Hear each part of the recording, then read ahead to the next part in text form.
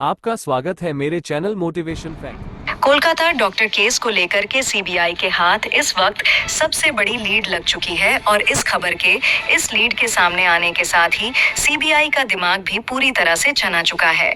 CBI को सबसे अहम इस पूरे वारदात, इस पूरी दरिंदगी का वीडियो मिलने के साथ इस मामले का चश्मदीद गवाह सीबीआई के हाथों लग चुका है, जिसने इस पूरे मामलों को आंखों देखा बताते हुए एक के बाद एक सभी चीजों से पर्दा उठा दिया है।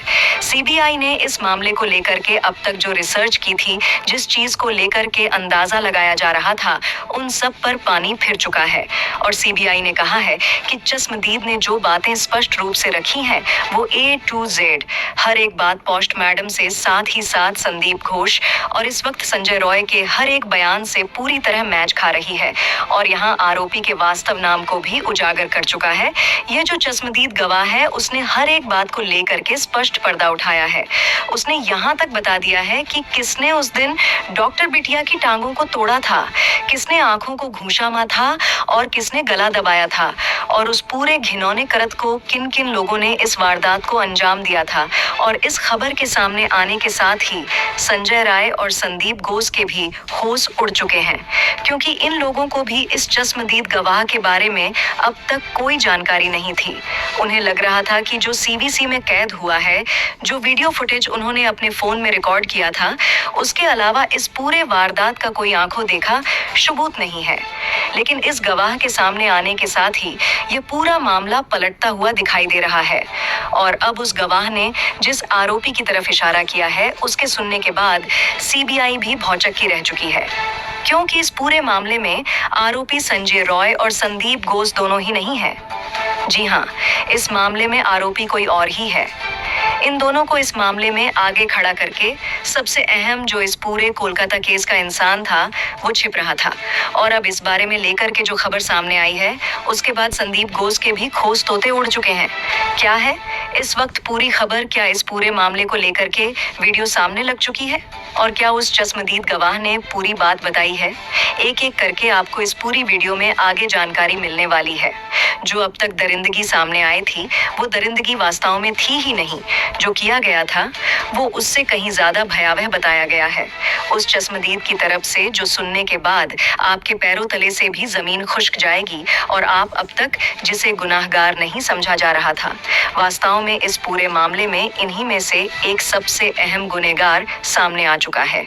और इसके लिंक जो हैं वो ऐसी जगह से सामने आ चुके हैं कि सीबीआई भी सकते में आ चुकी है कि अब इस मामले में आखिर क्या कदम उसे उठाना चाहिए। बताएंगे आपको पूरी जानकारी इस वीडियो में इस केस को लेकर के मिलने वाली है, जो अब तक किसी भी वीडियो में न बताई गई है, ना ही किसी ने अब तक इस बारे में जानकारी ऐसी दी थी। और इस जानकारी, इस चश्मदीद के गवाह आने के साथ ही पूरा मामला उलट हो चुका है। पूरी जानकारी आपको मिलेगी, लेकिन उससे पहले डॉक्टर बिटिया की आत्मा की शांति के लिए वीडियो को लाइक और चैनल को सब्सक्राइब जरूर कर लीजिएगा। और हाँ, बिटिया की आत्मा की शांति के लिए कम से कम कमेंट बॉक्स में RIP रिप जरूर लिखेगा और यह भी लिखेगा कि आप इस पूरे मामले में आप डॉक्टर बिटिया को न्याय दिलाने के लिए साथ हैं, ताकि यह उन नुमाइंदर को भी पता चले जो इस मामले में अभी भी सबसे अहम आरोपी को बचाने की कोशिश में लगे हुए हैं। उन तक भी यह बात पहुंचनी चाहिए कि उन्हें बचाने वालों से ज्यादा उन्हें सजा दिलाने वालों की तादाद है और यह चीज बेहद जरूरी हो चुकी है, क्योंकि अगर आज हम इस मामले को लेकर के अपनी आवाज नहीं उठाते हैं, तो वास्तव में हम खुद भी इस मामले में गुनहगार हैं। और अगर हमने इस मामले को लेकर के आज आवाज नहीं उठाई, तो कल को ऐसा ही केस दोबारा फिर होगा और फिर से यह चीजें दोहराई जाती रहेंगी। जो डॉक्टर बिटिया के साथ हुआ है, वो कभी किसी के साथ ना हो, ऐसी कामना करने के साथ ही और इन आरोपियों को सजा दिलाने के साथ ही हम इस चीज को रोकने में कामयाब भी हो सकेंगे। दोस्तों, अब तक आरोपी संजय रॉय समझा जा रहा था और ज्यादा से ज्यादा आरोपी संदीप दुबे तक जा ही थी बात। अब संदीप के और संजय दोनों के ऊपर से यह बात हट चुकी है। वास्तव में इन दोनों में से कोई गुनहगार नहीं है, ना संदीप घोष गुनहगार है और ना ही संजय रॉय गुनहगार है। चश्मदीद ने जो कहा है, उसे सुनने के बाद आप भी हैरत में पड़ जाएंगे। संदीप घोष और संजय रास रॉय वो नुमाइंदे हैं जिन्हें करोड़ों रुपए की लालच देकर के जिनसे झूठ बलवाया जा रहा था और वो लगातार इस मामले को दूसरी दिशा दे रहे थे। संजय रॉय इस पूरे मामले में शामिल था। जी हाँ, आपको जान करके हैरानी होगी कि इस पूरे मामले, पूरे वारदात के समय भी संजय रॉय हॉस्पिटल में मौजूद था और संदीप घोष भी उस वक्त हॉस्पिटल में मौजूद था। पहले संजय रॉय ने इस पूरे मामले का आरोप अपने सर ले लिया, जो कि पैसों की बदलत किया था।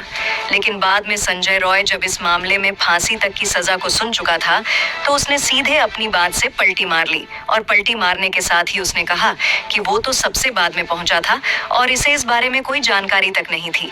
लेकिन अब जिसने चस्पदीद ने जो बताया है, उसने कहा है कि आरोपी संजय राय भी उनमें मौजूद था और संदीप घोष में असल में उस वक्त 4 नहीं बल्कि 6 लोग मौजूद थे।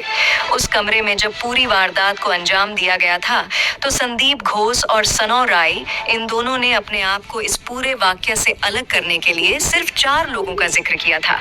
लेकिन इस पूरे वारदात के समय 6 लोग मौजूद थे और यह वारदात हुई थी रात के 1 बजे, यानी कि 9 अगस्त की, जो 12 बजे से दिन शुरू होता है। उसके बाद 1 बजे के आसपास इस पूरे घटनाक्रम को अंजाम दिया गया था। जैसा कि वास्तव में जब रिपोर्ट हुई थी पोस्टमार्टम, उसमें साफ कहा गया था कि जो आखिरी सांस थी वो लगभग 1 बजे के आसपास पूरा इस वाक्य को अंजाम दिया गया था। उसने यहाँ तक बताया कि वास्तव में जो डॉक्टर बिटिया थी, उसका पैर तोड़ने वाला कोई और नहीं बल्कि संजय रॉय ही है और इस वारदात को, इस घटना को उसने संजय रॉय ने डॉक्टर बिटिया के सांस थम जाने के बाद किया था और इसने अपनी हैवानियत का भी शिकार जब उसकी सांस टूट चुकी थी उसके बाद किया था। लेकिन उससे पहले कौन कौन लोग थे वो सबसे अहम हो जाता है। उसमें संदीप घोष भी शामिल था। जी हाँ, उसकी मुझ पर घूंसा मारने वाला, उसकी आंखों को फोड़ने की कोशिश करने वाला कोई और नहीं बल्कि उसी आरजेकर कॉलेज का प्रिंसिपल संदीप घोष था। और यहाँ पर 3 और लोग मौजूद थे जो इस पूरी जड़िंदगी के समय वहाँ मौजूद थे। और चौथा, एक सबसे अहम, जो कि इस मामले का चश्मदीद था और जिसके बारे में कोई जानकारी किसी को भी नहीं था, वो था वहाँ का स्वीपर। उस स्वीपर ने यह बात का जिक्र करते हुए बताया है कि उस दिन सेमिनार हॉल सहित पूरे हॉस्पिटल में जब सफाई करने के बाद लगभग 8 बजा हुआ रहा होगा, वो सेमिनार हॉल में जाकर के सो गया था। और जब सेमिनार हॉल में यह पूरी वारदात को अंजाम दिया जा रहा था, तब वो वहीं पर मौजूद था। पहले उसकी नींद नहीं छूट उठी, लेकिन जब डॉक्टर बिटिया की चीखें उसके कानों तक पहुंची तो वो वहां पर मौजूद था और उस वक्त उसकी आंखें खुली। जो उसके सामने आंखों के घटनाक्रम हुआ, उसे देखने के बाद उसने खुद बताया कि उसकी आंखें खुद भी फटी की फटी रह गईं।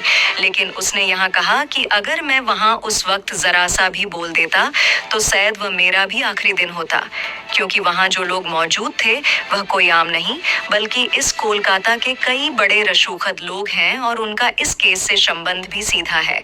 उसने अब एक एक बात करके, जो चश्मदीद गवाह है, उसने बात सामने रख दी है, जबकि वह एक लंबे समय से यारजेकर कॉलेज का स्वीपर था, वहां साफ सफाई का काम करता था। इस वजह से उसे काफी कुछ पहले से जरूर पता था। उसने कहा था, उसने बताया, या इस पूरे मामले में कुछ और नहीं बल्कि यह सब कुछ बदले की भावना और इस एक बड़े मामले को दबाने के लिए किया गया था।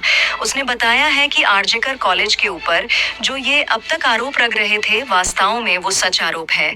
यानी कि आरजेकर कॉलेज में जो अंगों की तस्करी को लेकर के, जो ड्रग्स की स्मगलिंग और महिलाओं के यौन उत्पीड़न और यहाँ तक कि कई महिलाओं के यौन उत्पीड़न की वीडियो शूट की भी बातें थी, वो पूरी तरह से सच है। और इन बातों की और इस चीज की भनक डॉक्टर बिट्चा को लग चुकी थी लगभग 2 महीने पहले। और इसी वजह से जहाँ के प्रिंसिपल सहित जो अहम गुनेगार थे वो असहज महसूस कर रहे थे।